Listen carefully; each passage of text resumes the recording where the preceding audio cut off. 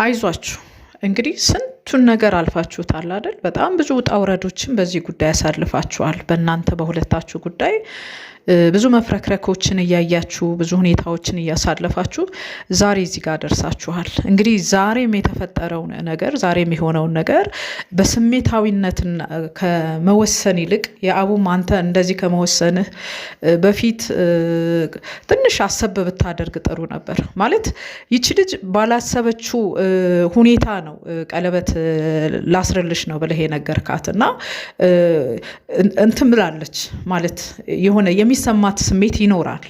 ቀለበት ዛሬ ላስር ነው ከነገርካት ጊዜ ጀምሮ እስከምታደርግላት ድረስ ሊኖራት የሚችለው ሁኔታ መጣደፍ ያሉት ነገሮች እንዳሉ ሆነው ማለት ነው። እሺ በአጋጣሚ ይሄ ስልክ ጥሪ ደረሰ፣ ቴክስቶችን አየ። እንግዲህ ፊትህ እንደዛ ተቀያይሮ መጣህ። ቢሆንም ግን ስሜታዊ ሆኖ ከመወሰን ይልቅ ትንሽ አሰብ ብታደርግና በቃ አንዴ ላረግልሽ ነው ብለሃታል። ካደረክላት በኋላ እንግዲህ የሚመጣው ይምጣ። የምታጠራውን ነገር ከዛ በኋላ ማጥራት ይቻል ነበረ። የሚጠራም ከሆነ ይጠራል፣ የማይጠራም ከሆነ አይጠራም። በቃ እንግዲህ ሁኑ የተባለ ነገር ነው የሚሆነው። እና በጣም ከባድ ነገር ነው። በእውነት በጣም ከባድ ነገር ነው። የኛም ስሜት ነው የተጎዳው። የሄሉ ብቻ አይደለም፣ የጓደኞቻችሁ ብቻ አይደለም፣ የያብ ስራም ብቻ አይደለም። እኛም ተጎድተናል።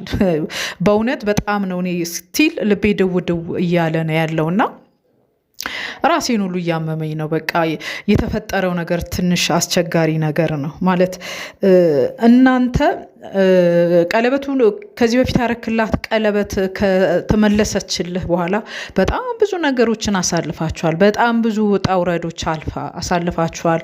ብዙ ክፍተቶች በመካከላችሁ ነበሩ።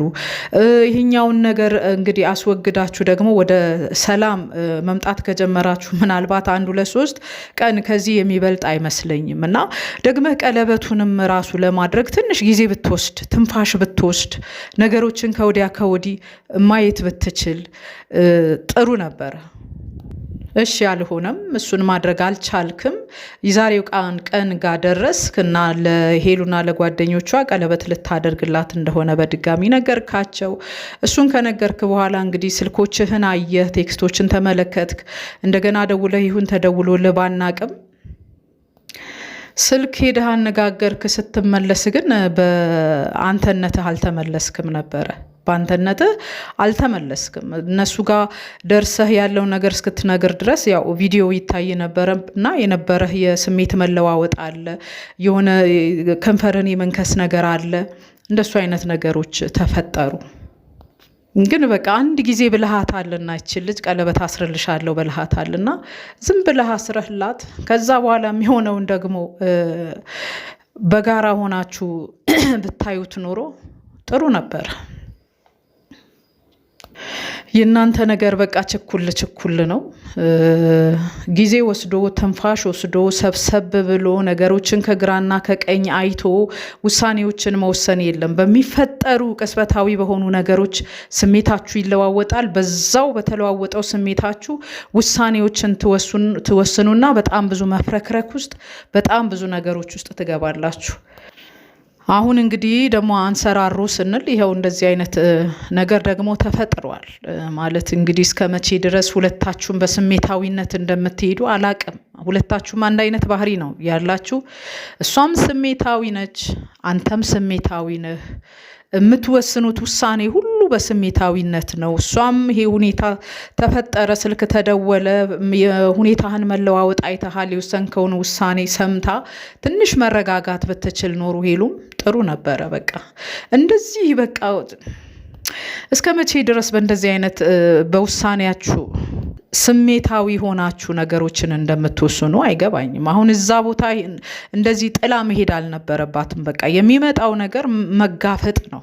አንተም ብትችል የሰማኸውን ተናግረህ ያነበብከውን ተናግረህ እዛ ጋር የሚፈቱ ነገሮች ካሉ እንዲፈቱ ማድረግ፣ የማይፈቱም ነገሮች ከሆኑ ደግሞ በቃ ነገሩን አሳይተህና ተናግረህ በቀጣይ ቀኖች የምታስተካክለውንና የምታጠሩትን ነገር ለሁለት ብታጠሩት ጥሩ ነበረ። በቃ እንደዚህ አይነት ሁኔታ ከሚፈጠር ግን ሆነ እንግዲህ ምን ማድረግ እንደሚቻል አላቅም። በእርግጥ ስሜትህ የሄሉ ስሜት ብቻ አይደለም የሚጎዳው፣ እንደ ሰው እንደ ቀለበት አድራጊ አንተም ስሜት እንደሚጎዳ እናውቃለን። አንተም ስሜት አለህ፣ ስሜትህ ተጎድቷል ባየኸው በሰማኸው ነገርና የስሜትህን መለዋወጥ እዛው ሁኔታ ላይ ተመልክተናል። ግን ቀለበቱን ከማድረግህ በፊት ነገሮችን ለማጥራት የወሰንከው ውሳኔ ጥሩ ሆኖ ሳለ ግን ለዚች ልጅ አስርልሻለሁ ብለህ ነግረሃት እንግዲህ እስኪደረግላት ደቂቃዋን እየጠበቀች እያለ ይሄ ነገር በመካከል ገባ። እንደዚህ አይነት ሁኔታ ተፈጠረ እና ከስሜታዊነት ወጣ ብላችሁ ረጋ ብላችሁ ሰከን ብላችሁ የምታስቡት ነገር ቢኖር ጥሩ ነው። ማለት ይሄ እዚህ ጋር ትዳርን ነው እያሰባችሁ ያላችሁት። ትዳር ደግሞ እንደዚህ በስሜት መለዋወጥ የምትወስኑበት የምትገቡበትና የምትወጡበት ተቋም አይደለም። ትዳር ማለት የእድሜ ልክ ቁርኝት ነው። የእድሜ ልክ ቁርኝታችሁን ለማድረግ ነው እየተንቀሳቀሳችሁ ያላችሁት። ስለዚህ ከወዲሁ ወደዛ ትዳር ወደሚባለው ተቋም ከመግባታችሁ በፊት በጣም ብዙ ልታስተካክሏቸው የሚገቧችሁ ነገሮች አሉ። በተለይ ይህ ችኩልነት፣ በተለይ ሁሉን ነገር ጥድፍ ማድረጉ በጣም አስቸጋሪ ነው። የነ ቶሎ ቶሎ ቤት ግርግዳው ሰንበሌጥ ይላሉ አባቶች ሲሉና ይሄ ችኩል ጥድፍ ተብሎ የሚደረግ ነገር መፍረክረክ ይበዛዋል፣ አይቆምም፣ አይጸናም። ስለዚህ ረጋ ማለቱን እንግዲህ የእናንተ ነገር ሆነም አልሆነም ወደፊት በሚገጥማችሁ ህይወትና ኑሮ ግን ከዚህ ነገራችሁ ትምህርትን ወስዳችሁ ካልወጣችሁ በስተቀር ነገም እየተደጋገመ ያው ተመሳሳይ ሁኔታና ተመሳሳይ ነገር ሊገጥማችሁ ነውና ልትገቡበት እየሮጣችሁ እየሄዳችሁ ያላችሁበት ተቋም የእድሜ ልክ ተቋም መሆኑን አውቃችሁ ለእድሜ ልካችሁ ነው ማሰብ ያለባችሁ። ለእድሜ ልክ አብሮነታችሁ፣ ለእድሜ ልክ ጉዟችሁ፣ ለእድሜ ልክ እርምጃችሁ ነው ዛሬ ቆም ብላችሁ ማሰብ የሚገባችሁ። ቀለበቱንም ለማሰር በችኩልነት፣ ቀለበቱንም ላለማሰር በችኩልነት፣ ለምን አላሰርከልኝም ለምን እንትን አልክ ብሎ ትቶ ለመሄድም በችኩልነት፣ በሚሰማው ነገር ሁሉ የሚወሰን ውሳኔ በችኩልነት። እንደሱም አይሆንማ፣ እንደሱ አይሆንም። ረጋ በሉ እንጂ። ምን ረጋ ማለት ማንን ነው የገደለው? እንደው ሰከን ማለት ማንን ነው የገደለው? በቃ የዛሬውማ በጣም የባሰ ነው በእውነት። ብዙዎች የእናንተ ተከታዮች ይህን አይተው የሚሰማቸው ስሜት ምን አይነት እንደሆነ ገምታለሁ። እኔን የተሰማኝ ስሜት ስላለ ማለት ነው። የሁለታችሁም የስሜት መዘበራረቅና የስሜት መለዋወጥ ስሜታዊ ሆኖ የወሰናችሁት የሁለታችሁም ውሳኔ ትክክለኛ ውሳኔ አይደለም። በቃ አንተም አላረግም ቀለበቱን ማለት አልነበረብህም ካልክም ደግሞ ያልክበትን ምክንያት ያየኸውን ቴክስት የሰማኸውንም ነገር አሳይተህና አስረድተህ ነገሩን ማጥራት እፈልጋለሁ ብለህ ማለት ነበረብህ እዛ ቦታ ላይ።